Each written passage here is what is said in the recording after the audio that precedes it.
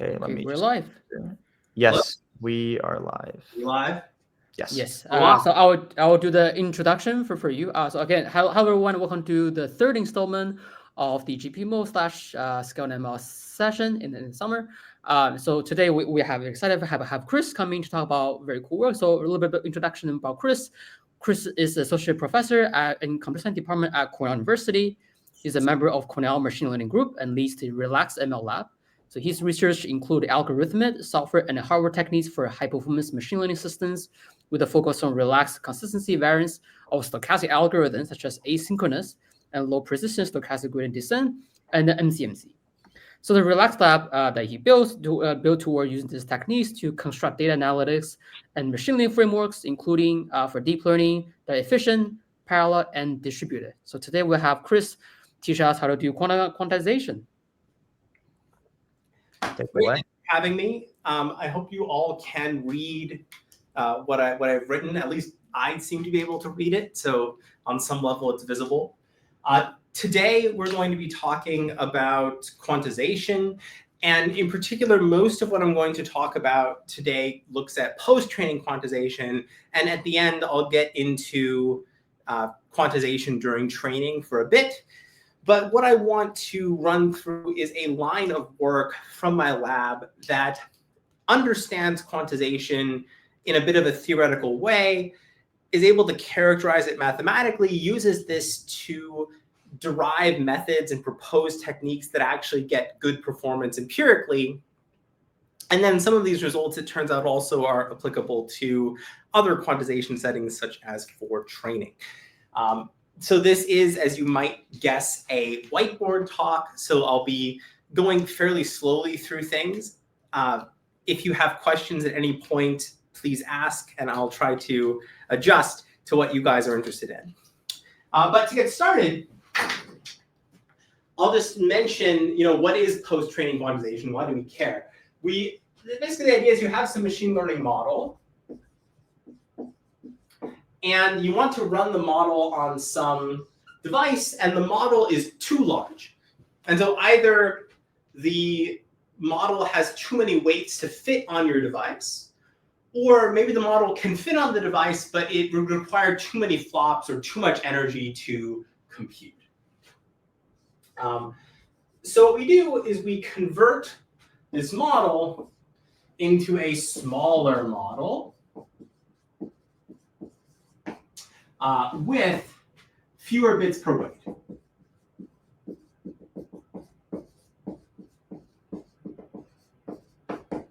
That's the idea.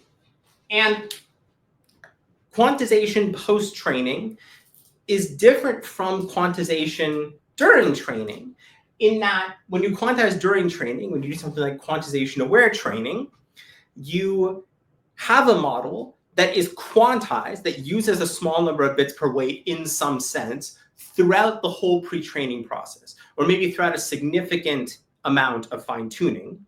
Whereas with post-training quantization, we are in a regime where we have a model that starts out in full precision, whatever you consider full precision to be, FP16, even FP8. Sometimes people call that full precision now. And we want to make it smaller for some deployment tasks. So what are the desiderata of post-training quantization? What do we want? Well, obviously we want the model to be smaller. I'm not blocking. Make the model smaller. But equally importantly, we want to make inference fast.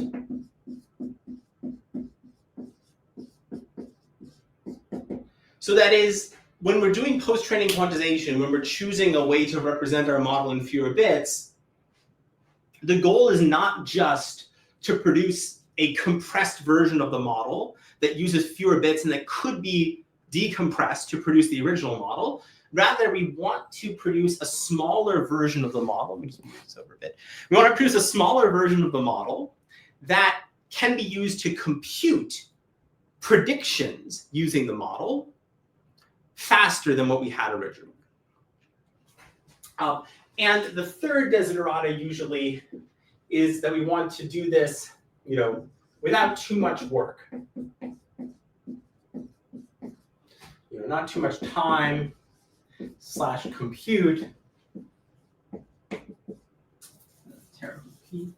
Compute to compress. And the reason why this is sort of a desiderata is that if we were willing to spend a huge amount of time, a huge amount of work to do the compression, if we're spending a lot of time like doing backward passes, doing fine tuning on our compressed model, it sort of stops being post-training compression and starts being quantization-aware training or compression during training or quantized training. Okay. The setting also that I'm thinking of here is the setting of weight compression.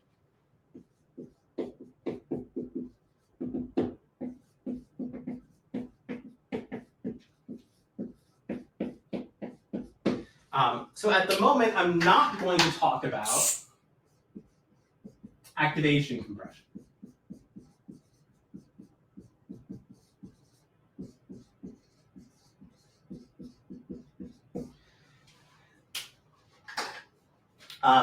Lots of methods do both activation compression and weight compression, but for simplicity to sort of run you through the line of work that I'm going to talk about here, I'm just going to do weight compression. And in particular here, what does weight compression mean? It means that the thing that we're compressing, the thing that we're taking and making into a lower bit format, a compressed format, is just the weights, just the parameters of the model, not the intermediate activations that are being computed during the forward pass of the model. All right. So that's the setup. How do we do it? Well, okay, naively, when we compress,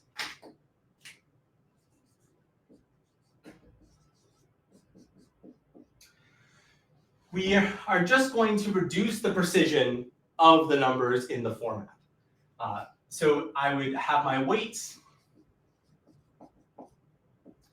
and I would just take those weights and I would round it to some lower precision format. So for example, if my weights I want to store in, say, int4, then I just do something like weights.to int4, and imagine that this code took each of the weights of my model and rounded it to the nearest int4 representable number, modulo some like scaling and whatnot. Right?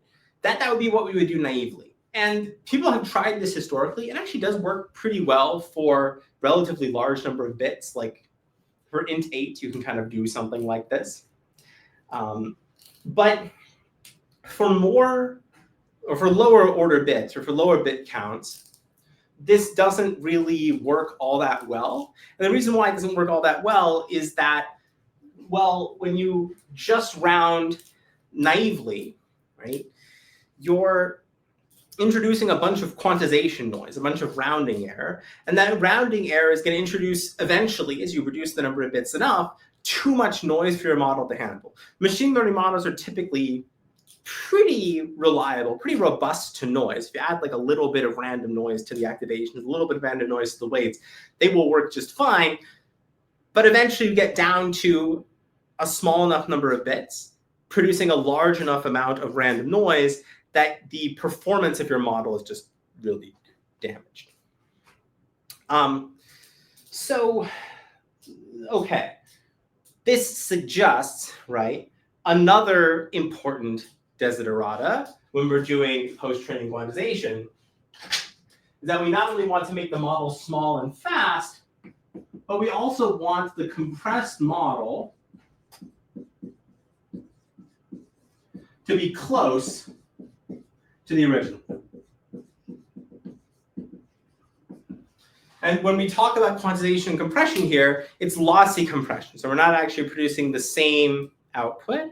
We're producing output that's approximate and that's hopefully close to what the original model would have produced. Okay, so just naively rounding is empirically doesn't work for most applications. So how should we round? How should we compress? Well, let's think about these desiderata here, about what we want to do.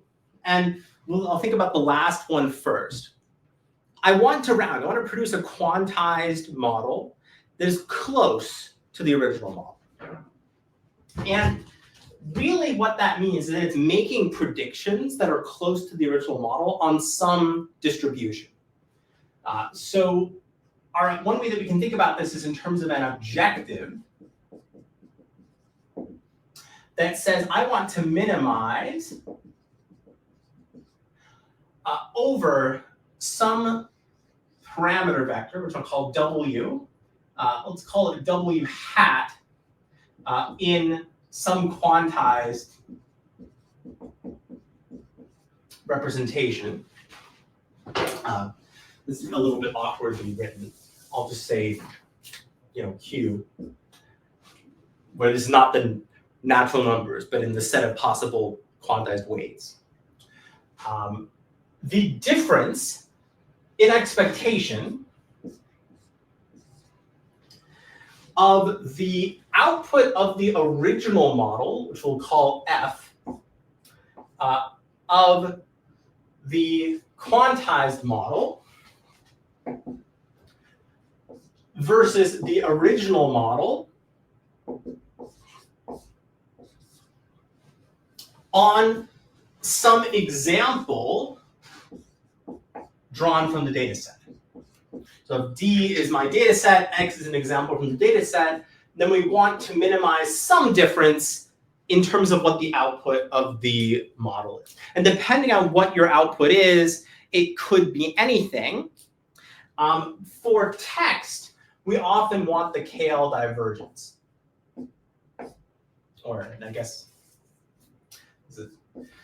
double bar, you can write the KL divergence, where you're basically comparing two output distributions over a discrete space between the quantized model and the original model. Basically saying how far away am I on average on a given data set. If we could solve this optimization problem that I just wrote down tractably, then we would be done. Post-training quantization would be really easy. Spoiler alert, we can't solve this optimization problem exactly. This is like as hard as training or as hard as distillation. And you have quantization involved. It's just difficult, right?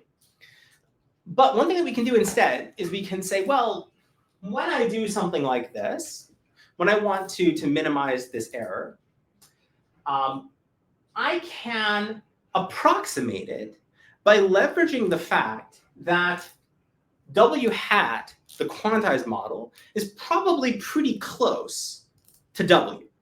Right? When you quantize and you round, you're not trying to produce something that's like really far away. You're trying to produce something that's relatively close to the original model. And so what people do is they approximate this objective with a second order. I don't need these by value. They approximate it with a second order approximation. Yeah, second order expansion, basically. So what I'm going to say is that this is equal to some quadratic form that looks like W hat minus W transposed times H times W hat minus W, where here I'm treating these W's as weight vectors, and H is the Hessian, or the second derivative matrix of this loss function at W.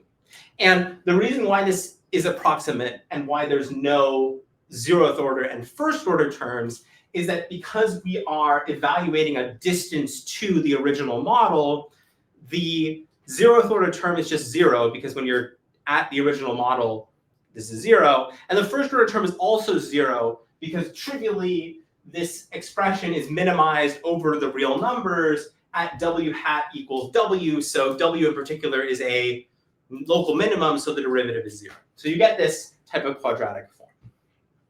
Okay, so super. So far, so good. We can just minimize this quadratic form, right?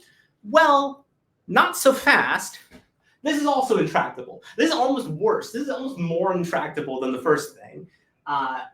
This is basically saying I'm going to produce some Hessian, some second derivative operator over the whole weight space, which is going to have size equal to the number of weights squared. So that's no good. So what people do instead is they approximate this with some Hessian sketch. So I basically say, I don't know how to compute H, the actual Hessian of the real model. I'm going to approximate it with something. And then I'm just going to quantize in order to minimize this approximation. I'm going to choose the approximation in a way that seems to make sense and in a way that's tractable to compute. And the most common approximation that people use is the one from a paper called adaptive rounding from a few years ago. It was also very prominently used in GPT-Q. And the strategy is to do the quantization, to do the approximation at the level of an individual linear layer. And you approximate the Hessian of the whole model by looking at the reconstruction error on the data set of the activations after that layer. So concretely, if I have a linear layer with weights W, it's getting in some input from earlier in the model. So if you think about this signal X, that's not the original example from the data set. That's just whatever is coming into this linear layer from the original model. And then what we imagine is that if this is y, where y is equal to wx, we're imagining that we consider a quantized version of this layer, which also gets in the same x. And now it's going to output y hat is equal to w hat y, where again, w hat is the quantized version of the weights, and y hat is just the result of using that in a linear layer. And then the approximation that it produces is that the loss is the expected value of the norm between wx and w hat x squared. So this is just an expected mean squared error, where this expectation is taken over examples in some data set. And typically, we call this data set a development set or a calibration set. And it's pretty easy to show that you can write this as the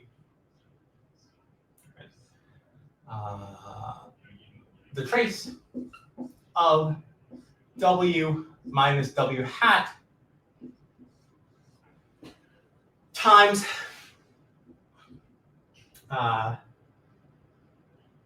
h times w minus w hat transposed for some Hessian matrix H. This is not, to keep clear, this is not the actual Hessian matrix of the real model's loss function. This is the Hessian matrix of this proxy. So this whole setup reduces the construction of post-training quantization to just minimizing some quadratic function over an assignment of weights or over a quantization of weights. There were a few questions. Yes. So Vishnu basically asks, like, why do Hessians appear here? Like, what do you mean by the Hessian of the model? Yeah. Oh, so it's because when we think about a local approximation, which is what we're doing when we're learning, right? The first order approximation is just the value of the function. Here, the thing that we're trying to minimize is the distance to the original model. We're constructing a local approximation of that function nearby the original model. So if we think about the orders of approximation, the 0th order part of that is just 0 because the distance of the model to itself, at itself, is 0. The first order approximation to this model, or to this difference, this distance, is also 0 because this is a local minimum. In the sense that if you think about all possible models and then look across all possible models at the distance to a particular model, and you look at that distance at that particular model, at that particular assignment of the weights, because that distance is minimized at that point, and since at a local minimum, the derivative, the gradient must be 0, the first order part of that expansion is also 0. So then to continue our local expansion, we have to go out to the second order expansion. The second order expansion is a Hessian. And so when we talk about Hessians here, that's really what we're talking about, is a second order approximation of the loss function at some point, in particular at the point where the original model had its weights. And when I talk about the Hessian of the model overall, what I really mean is this whole Hessian, the actual thing that we're trying to minimize, looking at its second order expansion. But practically, we can't do that because that second order expansion is so large, because the size of the Hessian matrix grows quadratically in the number of parameters, in the number of things that you're differentiating with respect to. So we use these smaller sketches that look at the model piece by piece. Yes. Another question was, can you explain how you make the jump to the last line? I'm assuming it's where you get to the trace. To this. Oh, yeah. Well, it's just some math. So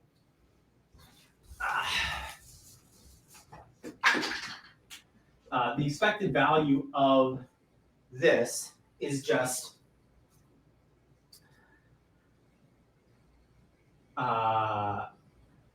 W minus W hat times X.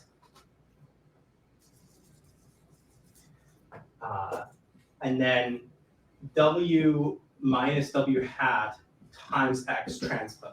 So the norm squared of something is just that thing transposed times itself. So we have like this math. Then if I apply this transposed to this component, what I'm going to get is that the X becomes transposed and the W minus W hat becomes transposed. So that's just like arithmetic. And then, of course, this is a scalar, right? A scalar is always equal to the trace of a scalar. And now I can use the rotation formula of the trace. So this is equal to the expected value of the trace of W minus W hat times X transposed times W minus W hat transposed. That's just saying the trace of A times B is equal to the trace of B times A. And now I'm just going to let H be equal to the trace of X transposed. And I get this. So H here is equal to the trace. The expected value of X transpose. And this is part of the reason why this is used practically, is that the Hessian that we use for this second order approximation is literally just the second moment matrix, the empirical second moment matrix of the activations that are input to the layer. And that, unlike a lot of complicated derivative-based expressions, that is something that's actually tractable to compute. Yeah, also, I also have a quick, Chris, can you hear me? Oh, yeah. I have a question. This is actually early part of the talk, but I thought it would be nice. So one question I myself keep receiving, which is, I think you talk about weight-only quantization here, but you decide not to talk about activation quantization. But it would be nice for you to touch on kind of the the scenario where people should use activation quantization versus will only. I mean, things like training should use activation, inference should do will only quantization. But also, as different batch sizes, there are different regimes where different quantization actually more beneficial. So, but necessarily, if you can touch like a couple of comments on what scenario we should use will only versus we should use will plus activation. Absolutely. So, here for weight-only quantization, right? The weight-only quantization is really important in cases where you are memory bandwidth bound, which has been the case for a lot of generative AI. And the reason for it is that, especially when you're not using speculative decoding, every time you generate a token from a large language model, if all you're doing is just generating that one token, or not doing anything else, the memory that you have to load from from RAM onto your accelerator is equal to the size of the model, because you need to use every weight. Again, assuming you're not doing anything like mixture of experts, speculative decoding that gets in the way of this, naively, you're just using the size of the model. And so what's bottlenecking your speed of generation, your latency in these applications is usually that model size. Weight-only quantization reduces that. Activation quantization actually doesn't really impact that much. What activation quantization really lets you do is two things. And honestly, they're very different from each other. And we can often think of this as like two different ways of quantizing. One of the things that activation quantization lets you do is use better, faster floating point accelerators. So if I quantize my weights to 2 bits, but then when I'm doing computation, I take those weights and I decode them to 16 bits, and then I do a 16-bit multiply using the 16-bit tensor cores, my application is proceeding at a rate that is limited by the rate of the 16-bit tensor cores. If I take my activations and quantize them to 4 bits, and I take my weights and quantize them to 4 bits, and I use the FP4 tensor cores, I'm basically able to go like 4 times faster in terms of flops. The trade-off being that when I have activation quantization, I can't do much of the stuff that I'm going to talk about here. I'm basically forced to do the naive rounding because this question 3 of not too much time to compute and compress, it just becomes way more important for activation compression. For activation compression, you can't afford to spend any time at all on quantizing. You gotta do it immediately. It's on the critical path of your inference. For weight quantization, you can actually afford to spend several hours, even days, before you run inference on doing the weight quantization, on producing better weights. Yeah, this is an amazing answer. Thanks. Yeah. And then the other half of the answer, the other thing that it does, is activation quantization can help you scale to longer context by compressing your KV cache. So the KV cache in large language models is really an activation. Like those are activations that are simply stored from the previous layer. If your activations are stored in smaller numbers of bits, then you can scale out to longer context because your KV cache doesn't fill up memory as quickly. And this is in some ways a separate consideration, the compute consideration. And because of this, it may be reasonable to spend a little bit more time in compressing the KV cache than you would use in compressing regular activations. If you're thinking about compressing activations where you're going to compress every activation in the model, that's got to be really fast because that's a significant fraction of your compute. In fact, you have to do it to every signal that you compute. If you're just doing it to the KV cache is a relatively small fraction of the activations that you're computing. You may be able to do something more complicated. And this is why typically if you look at papers that are doing quantization, you sort of see this separation of methods. There's weight quantization methods, there's activation quantization methods, and there's KV cache quantization methods for quantization for inference. And then separately from that, there's this whole other tree of methods, which is quantization for training. Yeah, this is actually very nice. I think that the fact KV cache compression is like different categories is actually a perspective that I think is very, very nice to hear. Yeah. there's a lot of really cool work in that space. Are there any other questions outstanding? There was a question. I think this was with respect to something you said, so I'm not entirely sure. But they said, so quantizing again loads the whole quantized model on RAM and then to the accelerator. Yeah, that's correct. Okay. So like typically, at least for the quantization methods that I'm talking about here, these post-training quantization methods, the way that you would do it if you were running that on GPU is that you take let's say it's a 2-bit per weight model. You take your model, you're storing it in high bandwidth memory on the GPU memory in the 2-bit representation. When you go to do computations with the model, you're loading those weights in that 2-bit representation onto the GPU. And then on the GPU, as it's doing the matrix multiply, it decompresses those weights to whatever format you're using to compute. So FP8, FP16, BF16.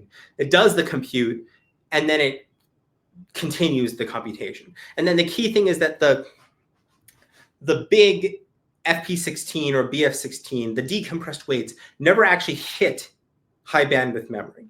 So it's not like using a zip file where you would take the compressed file, decompress it, and then have the decompressed file on disk. The decompressed data never actually needs to go over to that thing between, that gap between the GPU memory and the GPU itself. It's a great answer. Yeah. All right, that's it for questions, though, I think, for now. So. All right. So now, where did my marker go? There it is. So, okay. I've reduced this to this math problem. And the math problem is something like, find, or let's say we want to find or minimize over W this trace of W minus W hat, or W hat minus W, times H times W hat minus W. And this is over W in some quantization scheme. And for simplicity at this point, just to introduce like the math and the idea, I'm going to say W hat is just in the integers. Obviously, this is like a hand wave, because practically when we quantize, we're first going to scale everything so that it like fits in a realm. But it's easier to express the mathematics when you write W hat in the integers. And the key sort of insight that we have about this model is that this is, in some sense, I didn't write the transpose. Okay. And actually, I'll even think about this in an even more simplified setting. Rather than think about compressing a weight matrix, let me just think about compressing a weight vector that looks like this. So we don't even have to deal with a trace. We just have some quadratic form that looks like this. So that's our problem that we're trying to solve. This is actually, if you think about it hard enough, this is identical to a closest vector problem over lattices. There are actually a couple of ways to solve this. So the analysis that we did looks like the following. So it basically says, suppose that we can decompose the matrix H as H is equal to LBL transpose, where L is a lower triangular unit lower triangular matrix, and D is diagonal. and non-negative. This is called a LDL decomposition. It's related to the Cholesky decomposition. And you can basically always do this for any positive definite matrix H. And your matrix H is guaranteed to be positive definite because it's, well, practically because we regularize it to be positive definite. So if we use this linear algebraic transformation, our objective becomes, and I'll call the objective L, the objective becomes W hat minus W transpose times L dl transpose times W hat minus W.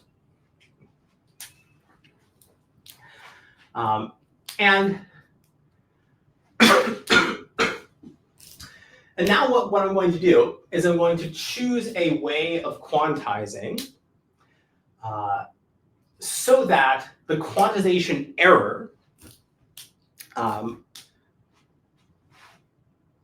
is small. And the trick is to observe that what I would like for this quantization error to be small is for the error of the quantizer to be equal to this.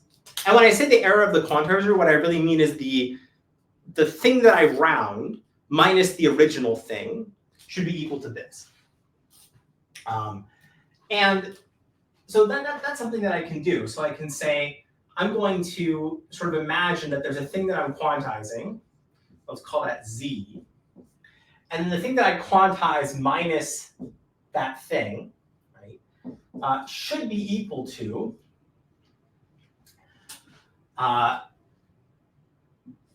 L transposed times W hat minus W.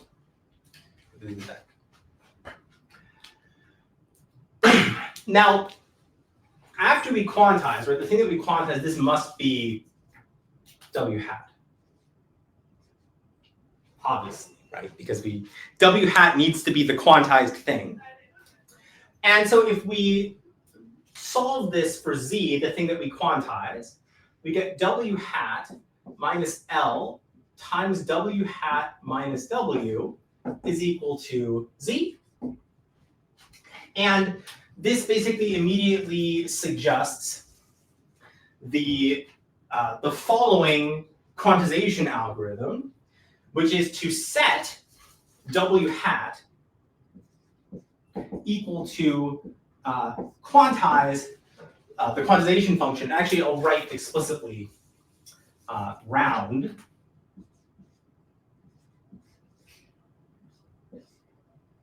because that makes it more explicit of this. So where round just means round to the nearest integer. Now, here's the trick. Like this whole thing that I just derived, this seems like it's like totally invalid and ridiculous. And the reason why it's invalid and ridiculous is that I've just set W hat equal to itself, right? Like you can't produce a rounded number. You can't produce a quantized model given an expression that already has the quantized model in it. But this is the reason why I did this decomposition. Because another way that we can write this is as W hat equals round of I minus L times W hat minus W. Sorry, minus W, that's not right. Plus L W. And the thing to realize about this expression is that I minus L, because L was a unit lower triangular matrix. So it's a lower triangular matrix with the identity with all ones in its diagonal. I minus L must be a strictly lower triangular matrix. So it's a lower triangular matrix with only zeros on its diagonal. And so what this means is that if we look at the first entry of W hat, and we expand this out, the first entry of W hat is not going to depend on W hat at all, because all of the entries in that first row of I minus L are 0. So we can compute the first entry of W hat based solely on L times W. And then we can do the next entry of W hat. And the next entry of W hat will only depend on the first one, because this is a lower triangular matrix. And so even though this seems like it's intractable, like you're rounding the model based on itself, what's actually happening, because of the lower triangular structure of this decomposition, is that you're rounding the first weight and then using the error of rounding the first weight to round the second weight, and then using that error as feedback to round the third weight. And then you basically just continue this for the whole model. So at every step when you're rounding the weights, you round them in order, and you round them in such a way that the error feeds back and sort of corrects itself. And so, what's the point of this? Why do we do this? Well, the trick is that now, because we replaced this thing with the rounding error of the quantization algorithm, and because the quantization algorithm that we did here is rounding to the integers, this thing must become a vector whose entries are each individually no larger than 1/2 in magnitude. Because if you have the rounding error, the quantization error of rounding to the integers, you get at most 1/2. And so what you can show is that this error is bounded by 1/4 times the trace of D. The reasoning behind this being that this is a diagonal matrix scaling essentially a dot product of two vectors, where each entry in these vectors is at most 1/2 and at least minus 1/2 because they're rounded. Okay, so that's all very well and good, right? What we've shown is that by doing this correction, we're able to get something that looks at and uses H to decide how to round, which is good. And we're able to get this bound, and you can show, although I won't show it here, that this bound is tighter than what you would get with naive rounding. This whole algorithm, it turns out, even though I derived it in this kind of way involving matrix decompositions, it's equivalent to a bunch of stuff that's been done before. So it's actually equivalent to the algorithm used in GPT-Q. And some recent work out of Dan Alistair's group has shown that this is equivalent to the classic Babai algorithm for solving the lattice closest vector problem. So a lot of interesting maths there. But the part that's sort of novel and interesting about our work here is showing that you get this bound. And the bound is interesting because it tells us something about when we might expect this algorithm to do well. In particular, if you look at doing the same thing, like the same analysis with just naive rounding. So we don't do any of this correction. We just set W hat is equal to round of W. Then the natural bound that you would get from this would be that the loss, this proxy loss, is less than 1/4 times the trace of H itself. And again, I won't actually derive that, but you can sort of look it up. And what's really cool about this is that this sort of suggests that the time in which we would expect to be able to get an improvement from doing this sort of clever adaptive rounding using the Hessian instead of doing naive rounding is in cases where this trace of D is small relative to the trace of H. Now, when is the trace of D small relative to the trace of H? Well, it turns out that it's possible that it's not small relative to the trace of H. You can easily find matrices for which the trace of D in this LBL decomposition is equal to the trace of H. A really simple example is the identity matrix. So for the identity matrix, this decomposition is basically just I is equal to I times I times I transposed. And so D is equal to I, the trace is the same. And in general, if H is diagonal, you get the same thing. So if H is some diagonal matrix, you get D is equal to I DI.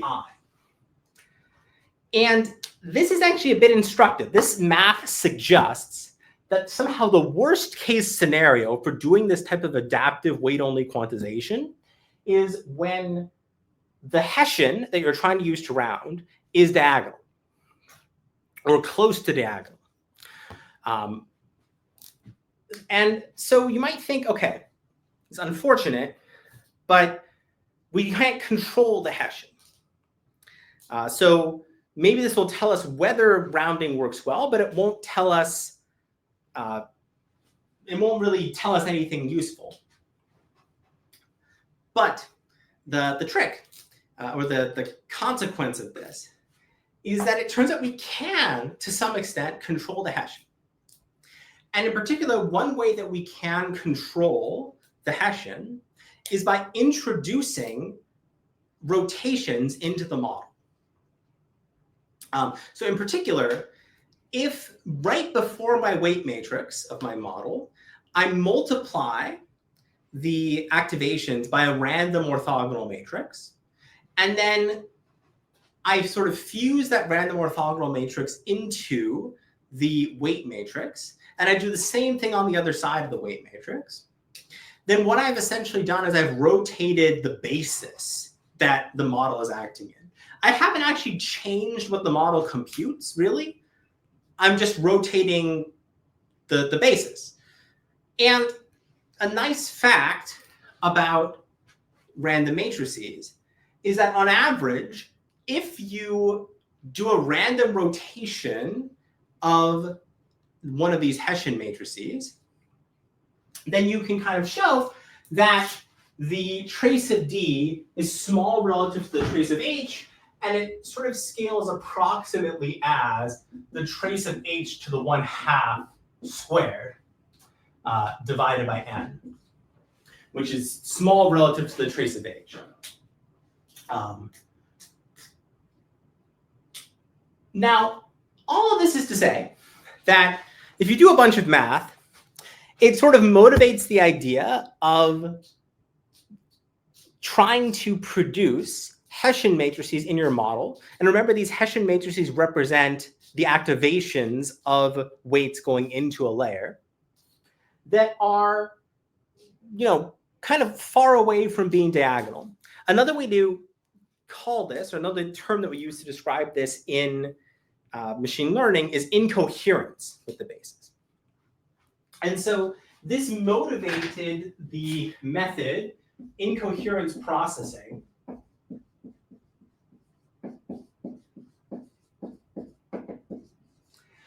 and the paper that we proposed this in from a couple of years ago proposes the method Quip, quantization with incoherence processing.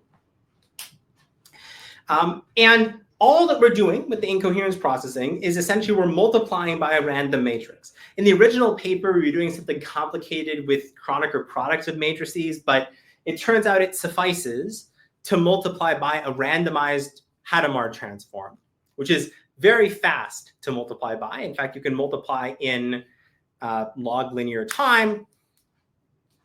And that just turns all of these Hessian matrices into something that is incoherent with the coordinate basis. And right? And then basically all this theory goes through. However, right, you guys probably aren't super interested in the theory going through. You're interested in results. So here's the high bit. Back when we originally proposed this, we were able to get down to 2-bit LLMs, say llama 3. Sorry, I think it was llama 2, 70B, with very very little degradation in performance. And even if you, one other nice thing about this random multiplication is that it helps with outliers. So when you do a random multiplication, suddenly all your examples are, or all of your signals are approximately Gaussian. They kind of look like white noise, which is really nice. Makes it very easy to figure out the range. You don't get outliers so much. We have a bunch of follow-up works. So our second paper in this space was called Quip Sharp. The main thing that this adds is vector quantization.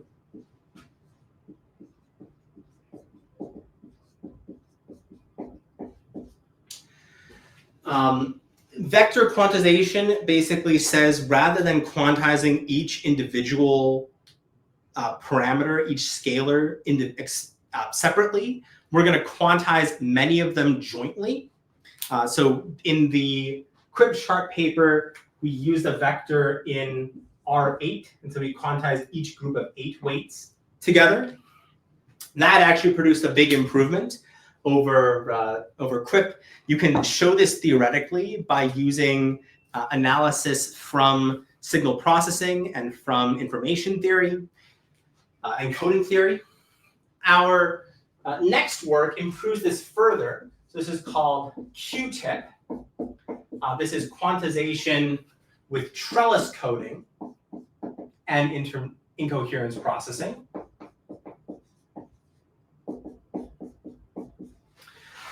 And trellis coding is actually a method that was developed for coding theory in like the 80s and 90s. It's almost like using a random number generator. In fact, this is a good, reasonable way to think about it. You have some random number generator that's designed to produce a sequence of pseudo-random Gaussians. And the random number generator is seeded with a source of information that uses a certain number of bits per generation. And then essentially what a trellis code does is it says, well, I'm going to use that random number generator, that pseudo-random number generator, as a decoder or a decompressor, which basically produces a Gaussian distributed thing from a sequence of random bits, except rather than having a sequence of random bits, I'm going to choose those bits carefully so that the pseudo-random number generator happens to output something that's close to the model that I want, or to the weights that I want to encode. This sounds like a crazy idea, but it actually turns out that it's really tractable to find these bits using dynamic programming. And so it's actually very widely used, or was very widely used in telephony back in the day. And the thing that enables us to use it here for quantizing neural networks is exactly the incoherence processing that, by virtue of multiplying the weights by a random matrix, makes those weights look approximately Gaussian, so that we can apply techniques designed to compress things that are approximately Gaussian. And the last paper that I'm just going to briefly discuss is called Yaka, yet another quantization algorithm. And the main thing that this does is it says, well, let's look at a better Hessian sketch.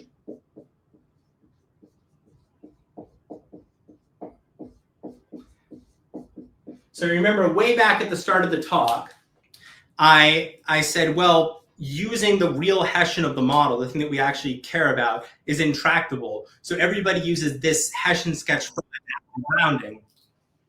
And I think this is the first paper in this line of work that says, well, we don't have to use that adaptive rounding sketch. We can actually find other sketches, other ways of approximating the Hessian that do a better job of approximating the Hessian, still make this type of adaptive rounding with this linear feedback tractable, and get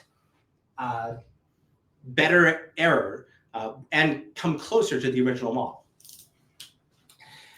The last thing that I want to touch on very briefly is there's this paper,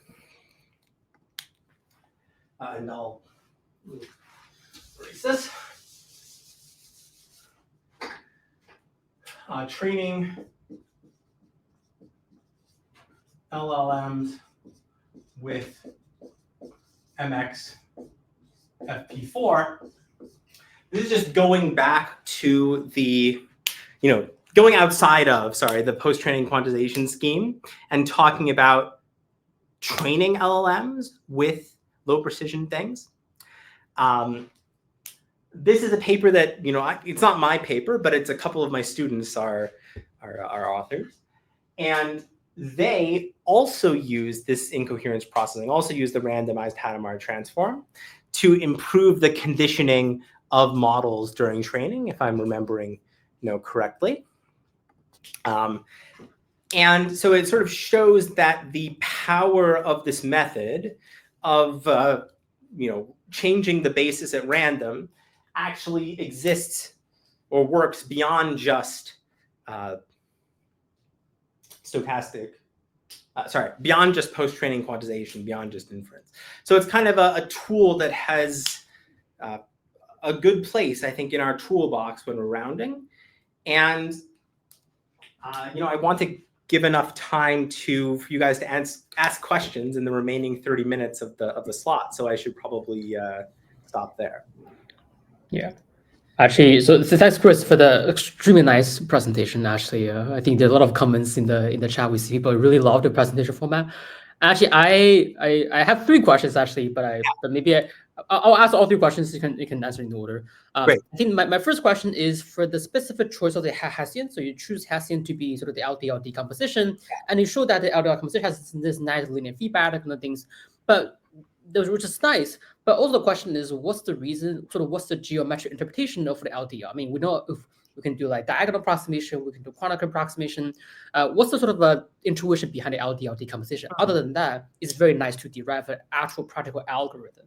So the way that we actually got to it in our paper is we said, let's consider the family of algorithms that round with linear feedback. So concretely, at every step when you quantize, you're quantizing based on a linear function of the weight that you're quantizing and the quantization error of the previous weights. And then what we did is we looked at the expected error of that rounding method, supposing that we did stochastic rounding on a vector that's in random position. And by random position, I mean that like each individual weight is like uniformly distributed between an integer and the next integer. Like there's no weird rate here. And you can actually then write this out. It becomes a convex optimization problem. It actually becomes I think a positive, it becomes a second, I actually don't remember whether it's a second order cone program or a semi-definite program, but it's a convex optimization problem. And you can actually solve the convex optimization problem analytically, which is unusual for convex optimization problems. And the solution of the convex optimization problem is exactly the LDL decomposition. Oh, that's interesting. So the motivation of this, like in describing this algorithm on the board, I kind of just dropped that out of nowhere. But what it is it is actually the optimal algorithm among all algorithms that round using linear feedback. At least it's optimal in the regime where you are assuming that there's no overflow. It turns out that if you assume that there is overflow, that changes the convex optimization algorithm a little bit. And there's actually a slightly different theoretically optimal L that you can pick. But in practice, we just use this one because those theoretical considerations don't seem to be that important. I see. That's very nice. So my second question is sort of touching sort of the Quip, Q-tip, and the Yaka side of things, which is there's a little the Hadamard rotation is extremely nice. When I first learned about this, I thought it's a very clever ideas. But it seems like from I don't know how a lot of practical models, it seems like the user rotation is very limited. Is it because the computation cost, is it n log n, but still it's n log n price to pay? Do you think that's the reason, or do you think rotations being, despite being extremely nice, hasn't seen that much adoption in practice? So I think that it has weirdly almost seen more use in training than inference. I think the problem for randomized rotation is that it's not even the n log n, but it's the latency of calling the kernel.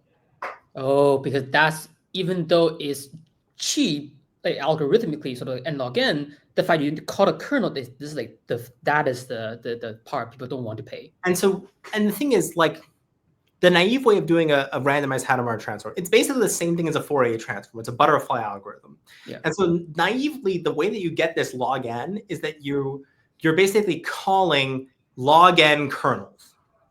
And each one of them does n work. And that's problematic when you're bound significantly by the coordination time of these kernels. So what you have to do is you have to have a fast thing that implements this, and it's taken a while for people to implement it. I think that just recently this has been implemented in VLLM. That's interesting. I do remember there is, I think Tree has a kernel for doing fast Hadamard product, I believe. But it seems like I'm not aware of people having Fuse kernel for doing both. But by my knowledge, this may be a little bit outdated. Yeah. So just to give an example, it's just yesterday. Oh wow. VLLM released it. So like here's a tweet. I don't know if I can well, I don't know if I can post it in the chat here. But this maybe is you can post in private. Well, Alex, can you forward this in the comments? Because I don't. It's like the most recent tweet from the VLLM organization, and it introduces Quip transform support. And SpinQuant, by the way, is another algorithm that does something similar, and it has this really nice improvement upon Quip that it eliminates a whole bunch of the randomized Hadamard transform. So our original work did a randomized transform before and after every linear layer, and SpinQuant cleverly fuses a bunch of these so it doesn't have to do them. But these things are complicated, and so the fact that it's been implemented in VLLM indicates that there are people who are using them. The fact that it took so long, I mean, Quip is a paper from like a couple of years ago, it indicates the complexity of it from an inference perspective. Yeah, which is also a really interesting research idea for like people interested in the kernel side of things, how to implement a very nice kernel for those kind of things. Yeah. So it's definitely doable, but part of the other thing is that you get more benefit out of it when you're able to compress more. And more modern machine learning models are a little bit less compressible than the older ones. So like we were able to get Llama 2 down to 2 bits. Llama 3, a little bit harder to get down to a lower number of bits. Yeah. I do think there's a lot of questions in the chat, but I do want to ask one last question, which is the last point you touched on, which is that's precisely my question, which is most recent models. I mean, just a lot of research show that the more better the model, the more like chinchilla, I guess, like 100x chinchilla law of the model, the harder it is to quantize the model. So do you think that this becomes there's a limitation to quantization, at least on quantization, or do you think there is a lot of room for improvements?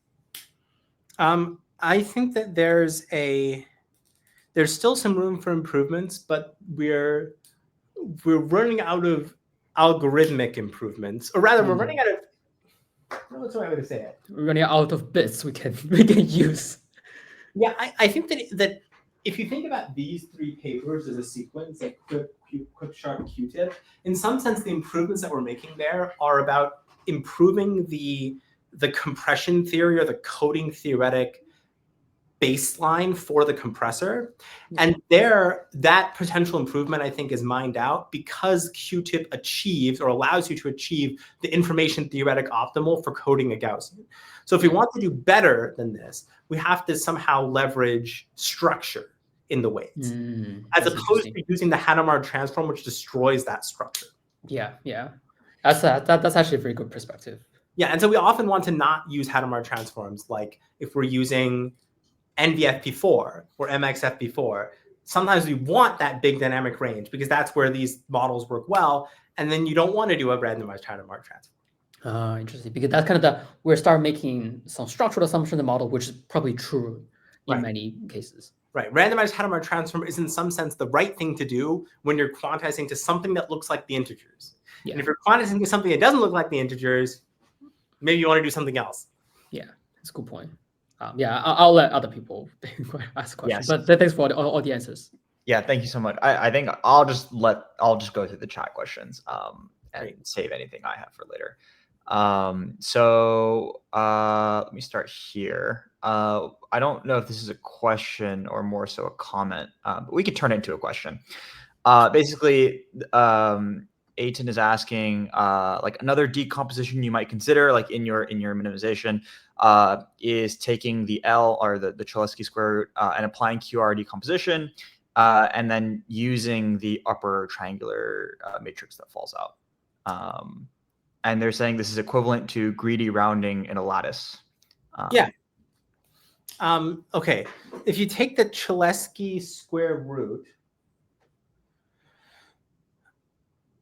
I think that's QR. I don't know what that would do.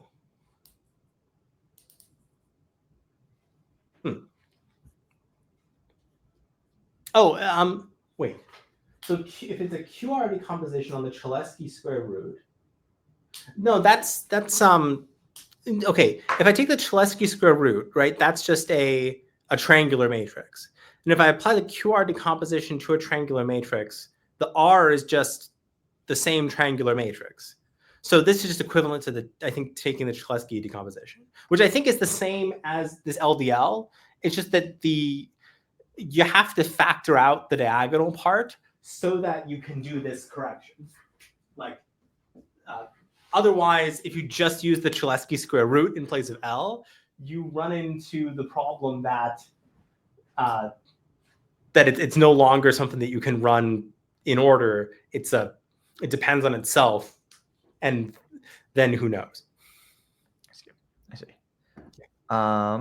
Let's see. There was a lot of discussion, so I just need to filter through what is actually a question and what is not. Hopefully, it's positive discussion. I can't see any of the discussion. If you go on YouTube, you could probably see what the comments are, but I can read some of them out. What is your thought on different precision that don't use Mantissa, given higher dynamic range but loss of precision? So different precisions that don't use Mantissa. Yes, I think. Well, so I'm not aware of any precision formats that people are using that don't use any Mantissa at all. That would be pretty low bits, but certainly NVFP4 and MXFP4 only have one Mantissa bit, or two, depending on whether you count the virtual Mantissa bit. And these actually work pretty well, as it turns out. And part of the reason for it is that you get the higher dynamic range, and these methods use block scaling. So it's not just the floating point number by itself, the 4-bit floating point number, that wouldn't work. But a block of 16 or 64 of them are scaled together with a single scale factor. And that actually gives you enough precision to do useful things, both at training time and at inference time. So it just works pretty well. And the really nice thing about these formats is that they have tensor core support. So you're getting the accelerated compute. Another question is, does EXL3 not have an implementation of the Hadamard operations in QTIP? I think it does. But I could be misremembering. I haven't actually used the EXL3 myself. I'm just remembering what people have told me. There was a follow-up to the previous one. They were saying UE8M0, I guess, is a format. Oh yeah, but I thought that UE8M0 is just used for scale factors in MXFP4, and in other MX factors. Like, it could be that somebody is using it just to encode the weights by itself, but if so, I haven't seen anybody do anything successful with it. But I mean, there's so much literature, it's possible that I've missed something. Another question is, do you think that we've saturated post-training quantization and quantization-aware training works better right now? I think that for large language models specifically, we've sort of commoditized, I wouldn't say saturated, but commoditized post-training quantization. We have a pretty good sense now, given a new model, of how to do good post-training quantization.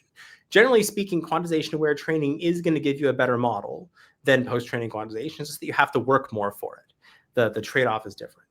So I think that we're increasingly going to see quantization-aware training used more for the most popular, largest scale models in domains like text. And we'll still see post-training quantization used in other cases where people don't want to spend a huge amount of time doing quantization-aware training, or in other domains where a quantization-aware training recipe isn't as well established. Sorry, I'm speeding through these so everyone can get their questions answered. Maverick asks, or he says, I checked the weights of small LM2. Almost everyone is between is just plus or minus 1. And so why are weird formats like E1M7 not more common during training?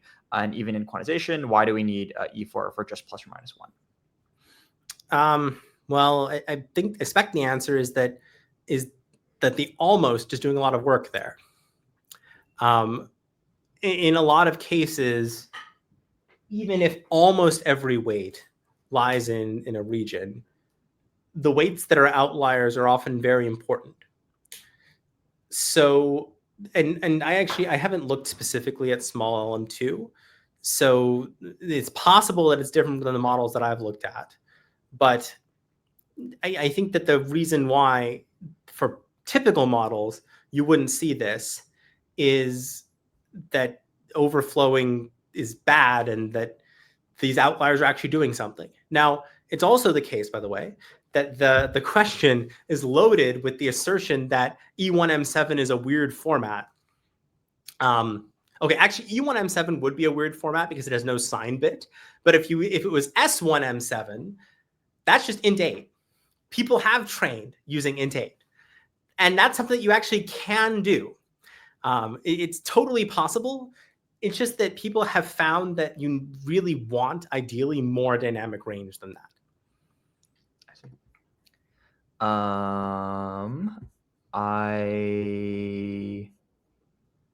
Let's see.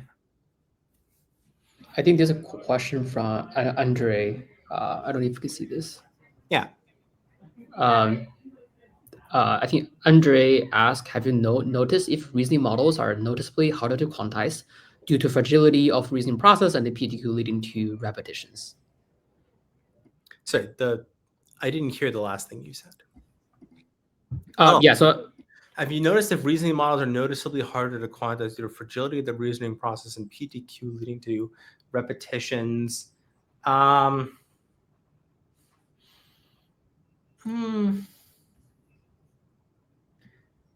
mean, I've seen some cases where they're harder to quantize, but in most cases, I don't think that there's like a huge gap. Like it is definitely the case that if you want your model to actually produce exactly the same sequence of reasoning, then you really need it to be very close to the original model to do that. But if you're just looking at like the accuracy on some benchmark or some test, quantized models do work pretty well.